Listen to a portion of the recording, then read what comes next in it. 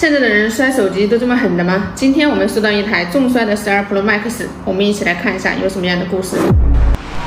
粉丝说机器是跟老婆吵架的时候摔的，原因是怪我没有时间陪她。由于我们俩夫妻是自己创业开的一家店，在工作上分歧比较多，所以在一个很小的事情上我们大吵了一架，摔了手机。现在想想很后悔，希望小姐姐能修好，一定要保住里面的资料。屏幕取下，我们先装一个屏，机器是可以正常开机的，但是可以看到输入密码的时候就已经卡住不动了。这种情况就算是可以开机，资料也是无法导出的。主板取下，可以看到主板旁边严重受损。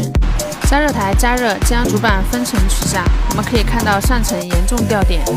这个时候我们就要将上层有用的数据点补上，刮开引脚，在引脚上一个一个补上焊点。强迫症看了表示很喜欢，有没有？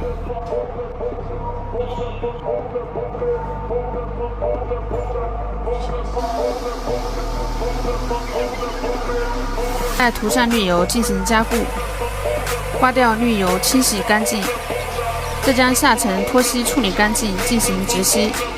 操作完之后，我们将上下层进行贴合，装机测试。